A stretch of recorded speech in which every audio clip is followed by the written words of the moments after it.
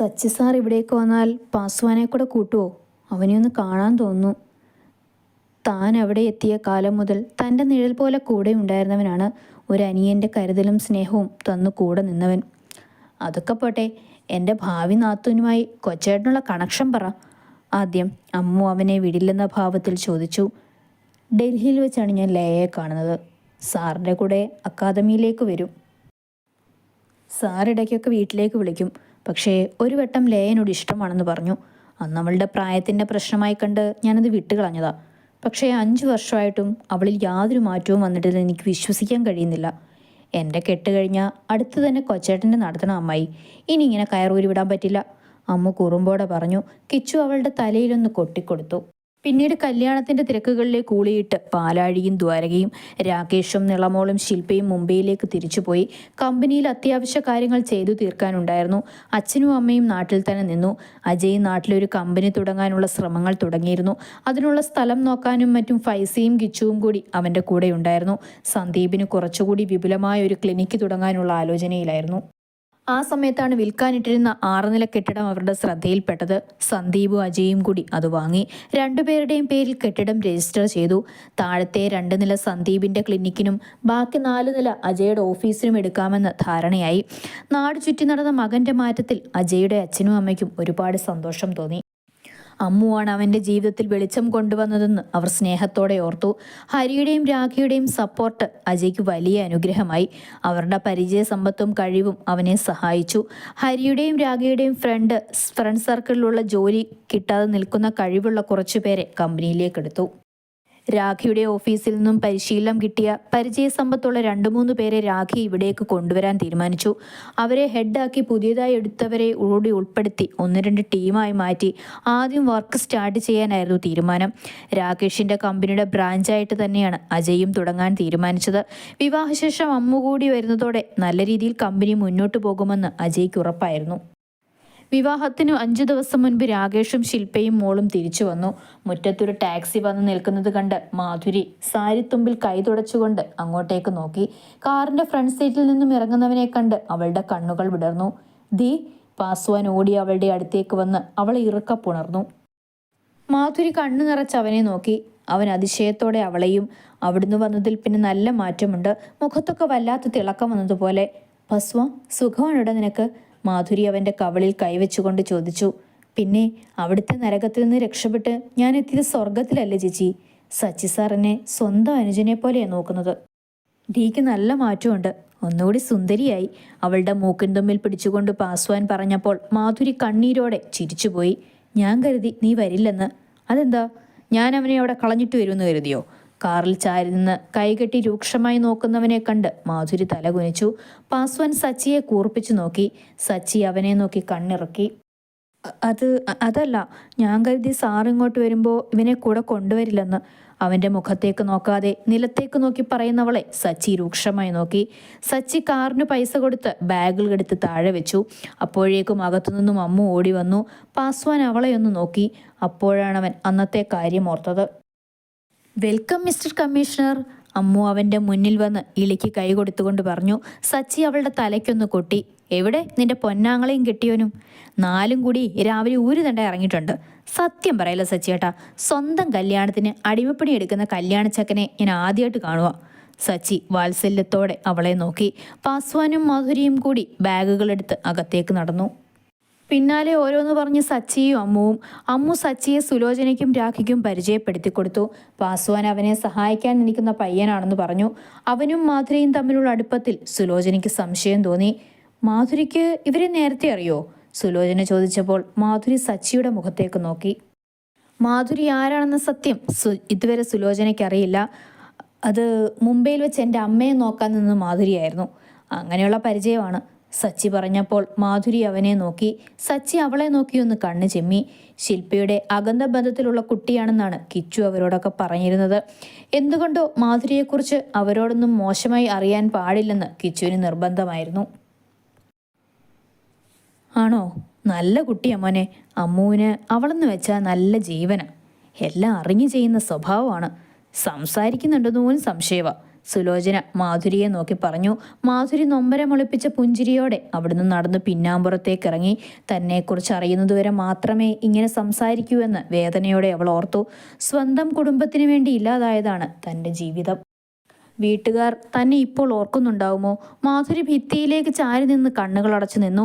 കിച്ചുവും അജയും രാകേഷും തിരിച്ചെത്തുമ്പോൾ സച്ചിയും പാസ്വാനും കൂടി കാറ്ററിംഗുകാരോട് എന്തൊക്കെയോ സംസാരിക്കുകയാണ്. സച്ചിയുടെ നിൽപ്പ് കണ്ട് കിച്ചുവിന് ചിരി വന്നു. തൻ്റെ ഒരു കാവിലുങ്കിയും ടീഷർട്ടുമാണ് ഇട്ടേക്കുന്നത്. പാസ്വാനെ കൊണ്ട് മുണ്ടൊക്കെ ഉടുപ്പിച്ച് നിർത്തിയിട്ടുണ്ട്. അവൻ്റെ മുണ്ടാണെങ്കിൽ ഇപ്പോൾ അഴിയുമെന്നുള്ള രീതിയിലാണ്. മാധുരി അവനെ നോക്കി കളിയാക്കി ചിരിക്കുന്നുണ്ട്. പൂതി, എനിക്കൊരു പാൻറ് താ. ഇല്ലട ചക്ക, നീ ഇതുടുത്ത് നിന്നാൽ മതി, നിനക്ക് നന്നായി ചേരുന്നുണ്ടടാ. മാധുരി ചിരിച്ചുകൊണ്ട് പറഞ്ഞപ്പോൾ രാഖി അവനൊരു പാൻറ്റിൻ്റെ വള്ളി കൊണ്ട് കൊടുത്തു. അതുകൂടി കണ്ടതും അമ്മുവും മാധുരിയും വാ പൊത്തി ചിരിക്കാൻ തുടങ്ങി. ആ വള്ളിയും കെട്ടി ഇളിക്ക് കൈ കൊടുത്ത് പാസ്വാൻ മൂന്നിനെയും കൂർപ്പിച്ചു നോക്കുന്നുണ്ട്. ഇതിനിടയിലാണ് നിളമോൾ ശില്പയുടെ കയ്യിലിരുന്നു കൊണ്ട് ആ വള്ളിയുടെ തുമ്പിൽ പിടുത്തമിട്ടത്. പാസ്വാൻ ദാരുണമായി നിളമോളെ നോക്കി വേണ്ട എന്ന് തല ചലിപ്പിക്കുന്നുണ്ട്. ശില്പ പൊട്ടി വന്ന ചിരി അടക്കി പിടിച്ചുകൊണ്ട് മോളുടെ കയ്യിൽ നിന്നും ചരട് പിടിച്ചു മാറ്റി. പാസ്വാൻ ശ്വാസം വിട്ടുകൊണ്ട് നീങ്ങി നിന്നു. ഇവിടുത്തെ പെണ്ണുങ്ങളെല്ലാം കുഴപ്പമാണ്. പാസ്വാൻ പിറുപിറുത്തുകൊണ്ട് മാറി നിന്നു. ആ, എത്തിയോ അസിസ്റ്റന്റ് കമ്മീഷണറെ? സച്ചി ഒന്നാക്കി പറഞ്ഞപ്പോൾ കിച്ചു അവൻ്റെ വയറിനിട്ടൊരു ഇടി കൊടുത്തു. ഭാ, നീ എൻ്റെ ബോഡിയിലാണോടാ പ്രാക്ടീസ് ചെയ്യുന്നത്? സച്ചി വയറൊഴിഞ്ഞുകൊണ്ട് അവനെ കൂർപ്പിച്ചു നോക്കി. കമ്മീഷണർ ആര് പറഞ്ഞു എൻ്റെ ലുങ്കി എടുത്തു കൊടുക്കാൻ? ഇതെനിക്കെൻ്റെ അനിയത്തി എടുത്തു തന്നത്. നിന്റെ സാധനമാണെന്ന് അറിഞ്ഞിരുന്നെങ്കിൽ ഞാൻ ഉടുക്കില്ലായിരുന്നു. ബ്ലാ, സച്ചി ഓക്കാനിക്കും പോലെ പറഞ്ഞപ്പോൾ കിച്ചു അവൻ്റെ മുണ്ടിൽ പിടുത്തമിട്ടു. ഡോണ്ടു അതിൽ പിടിച്ച് കളിക്കരുത്. കിച്ചു പിടിവിട്ടുകൊണ്ട് അവൻ്റെ തോളിൽ കൈയിട്ട് മുറ്റത്തേക്ക് ഇറങ്ങി. അജയ് വന്ന് അമ്മുവിൻ്റെ അടുത്തിരുന്നു. അവളുടെ ചുമലിൽ ചാരിയിരുന്നു. മാധുരി ടാങ്ക് കലക്കിക്കൊണ്ടുവന്ന് ഓരോരുത്തർക്കായി എടുത്തു കൊടുത്തു. പാസ്വാൻ കൈ പുറകിൽ കെട്ടി മുറ്റത്തൂടെ നടക്കുന്നുണ്ട്. അവനും കൊടുത്തു ഒരു ഗ്ലാസ്. എല്ലാം കണ്ടും കേട്ടും ചെയ്യുന്ന മാധുരിയെ സുലോചന ഒരു പുഞ്ചിരിയോടെ നോക്കി നിന്നു. പോയിട്ട് എന്തായി? അമ്മു അജയോട് ചോദിച്ചു. അടുത്ത മാസം സെറ്റിങ്സ് തുടങ്ങണം. 2 മാസം ആകുമ്പോൾ സ്റ്റാർട്ട് ചെയ്യാൻ പറ്റും. പിന്നെ ഇവിടെ ഒരു വീട് വാങ്ങണം. അപ്പോൾ ഇതെൻ്റെ വീടല്ലേ, ഇനി എന്തിനാ വാങ്ങുന്നേ? അമ്മു വിഷമത്തോടെ പറഞ്ഞു. ഇത് മേഘയുടെ മാത്രം വീടല്ലേ. വാങ്ങാൻ പോകുന്നത് നമുക്ക് 2 പേർക്കുള്ളൊരു വീട്, നമ്മൾ മാത്രമുള്ളൊരു കൊച്ചു സ്വർഗം. അവൻ്റെ ആഗ്രഹം അതാണെങ്കിൽ അങ്ങനെ ആവട്ടെ എന്ന് കരുതി അമ്മു എതിരൊന്നും പറഞ്ഞില്ല. പക്ഷേ അതിനുള്ള സമ്പാദ്യം അവൻ്റെ പക്കലുണ്ടോ? താൻ പരിചയപ്പെടുന്നത് വരെ ഒരു ജോലിയില്ലാതിരുന്ന അജയ് ഊരുതണ്ടിയായിരുന്നു. എന്താ ആലോചിക്കുന്നത്? ഏയ്, ഒരുപാട് ക്യാഷ് ആവില്ല എന്ന് ഓർത്തതാ. ക്യാഷ് ഉണ്ടെന്ന് കൂട്ടിക്കോ, ഇനിയും ഒരുപാട് സർപ്രൈസുകൾ പൊട്ടിക്കാനുണ്ട്. അതൊക്കെ നമ്മുടെ കെട്ട് കഴിഞ്ഞിട്ട് പറയാം. അജയ് അവളുടെ താടിത്തുമ്പിൽ പിടിച്ചുകൊണ്ട് പറഞ്ഞു. ക്വാർട്ടേഴ്സിൽ താമസിക്കാൻ ഇഷ്ടമില്ലാത്തത് കൊണ്ട് തന്നെ സച്ചി ഒരു വീട് വാടകയ്ക്ക് എടുക്കുന്നതിനെ പറ്റി ആലോചിച്ചു. അത് കിച്ചുവിനോട് പറയുകയും ചെയ്തു. നീ എന്തിനാ സച്ചി വീടെടുക്കാൻ നടക്കുന്നത്? ഇവിടെ 2 വീടുള്ളപ്പോഴോ? അതൊന്നും ശരിയാവില്ല കിച്ചു. പല കേസും അന്വേഷിക്കേണ്ടി വരും. ഇപ്പം തന്നെ ആവശ്യത്തിൽ നീ ശത്രുക്കളെ സമ്പാദിച്ചു കഴിഞ്ഞു. ഇവിടെ ഞാൻ താമസിച്ചാൽ ശരിയാവില്ല, സച്ചി തീർത്തു പറഞ്ഞു. സച്ചിയേട്ടാ, കല്യാണം കഴിഞ്ഞ് ഞാൻ അജയ്ക്കൊപ്പം പോകും. അപ്പോൾ ഈ വീട് വെറുതെ കിടക്കല്ലേ? ഏട്ടൻ ഇവിടെ താമസിച്ചോ? വെറുതെ അടച്ചു കിടക്കുന്നതിനേക്കാളും 2 പോലീസുകാരും അസിസ്റ്റൻറ്റും കൂടി ഇവിടെ താമസിച്ചോ? സച്ചിയേട്ടന് എതിരൊന്നും പറയരുത് പ്ലീസ്. അമ്മു അവൻ്റെ കൈ പിടിച്ച് കെഞ്ചുന്നത് പോലെ പറഞ്ഞപ്പോൾ സച്ചി കിച്ചുവിനെ നോക്കി. അമ്മു പറയുന്നത് തന്നെയാടാ എനിക്കും പറയാനുള്ളത്. നീ എങ്ങോട്ടും പോകുന്നില്ല, ഇവിടെ താമസിച്ചാൽ മതി. സമ്മതം. അപ്പോൾ പെട്ടിയും കിടക്കയും എടുത്ത് തൽക്കാലം റൂമിലോട്ട് വിട്ടോ. അപ്പോൾ എൻ്റെ ചെക്കനോ? പാസ്വാനെ നോക്കി സച്ചി ചോദിച്ചു. അവന് കിടക്കാൻ താഴെ ഒരു റൂമുണ്ട്, പോരെ? ആ, അത് മതി, സച്ചി പാസ്വാന്റെ തോളിൽ തട്ടിക്കൊണ്ട് പറഞ്ഞു. ഇന്നാണ് സ്വർണവും വസ്ത്രങ്ങളും എടുക്കാൻ പോകുന്നത്. അവരൊന്നും ആവശ്യപ്പെട്ടില്ലെങ്കിലും അമ്മുവിനെ നന്നായി അണിയിച്ചൊരുക്കി തന്നെ അജയ്ക്കൊപ്പം പറഞ്ഞു വിടണമെന്നത് സുലോചനയുടെ ആഗ്രഹമായിരുന്നു. കുറച്ച് ആഭരണങ്ങളും പണ്ട് കോയമ്പത്തൂർ പോയപ്പോൾ മുരളി അമ്മുവിന് വാങ്ങിവെച്ചിരുന്ന ആഭരണങ്ങളും എല്ലാം കൂടി 30 പവൻ അടുപ്പിച്ചുണ്ടായിരുന്നു. ഇനിയൊരു 20 പവൻ എടുക്കാമെന്ന് സുലോചന പറഞ്ഞു. അതിൽ അജയ്ക്ക് ഒരു മാലയും മോതിരവും കൂടി ഉൾപ്പെടുത്തി. അജയുടെ അച്ഛനും അമ്മയും സുരേന്ദ്രനും ഒഴിച്ച് ബാക്കിയുള്ളവരും എല്ലാവരും ഉണ്ടായിരുന്നു. അവർക്കൊക്കെ ഇരിക്കാനും നടക്കാനുമുള്ള ബുദ്ധിമുട്ട് കാരണം വരുന്നില്ലെന്ന് പറഞ്ഞു. അജയ്ക്കുള്ള മാല അമ്മുവാണ് സെലക്ട് ചെയ്തത്. എൻ്റെ പെണ്ണെ, എനിക്ക് ഇഷ്ടമില്ലാത്ത സാധനമാണിത്, എനിക്ക് വേണ്ടെന്നേ. സത്യം. 3 പവനിലുള്ള സച്ചിൻ മോഡൽ മാല കണ്ട് അജയ് ദയനീയമായി അമ്മുവിനെ നോക്കി പറഞ്ഞു. അവൻ അമ്പിലും വില്ലിലും അടുക്കുന്നില്ലെന്ന് കണ്ടപ്പോഴാണ് രാഖി പ്ലാറ്റിനത്തിലുള്ള മാലയെക്കുറിച്ച് പറഞ്ഞത്. അമ്മുവും അത് ശരിവെച്ച് അജയെയും കൊണ്ട് രാഖിയുടെ പുറകെ പ്ലാറ്റിനം സെക്ഷനിലേക്ക് പോയി.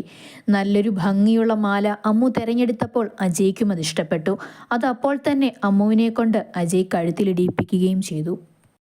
അവരെ രണ്ടുപേരെയും പറഞ്ഞു വിട്ടിട്ട് അജയ് സിൽവർ സെക്ഷനിലേക്ക് പോയി പ്രത്യേകം ഒന്ന് വാങ്ങി സെപ്പറേറ്റ് ബില്ല് ചെയ്ത് പാൻറ്റിൻ്റെ പോക്കറ്റിലേക്ക് ആരും കാണാതെ ഇട്ടിരുന്നു. എല്ലാവരെയും നോക്കി പുഞ്ചിരിയോടെ മാറിയിരിക്കുന്ന മാധുരിയെ സച്ചി ഒന്ന് നോക്കി.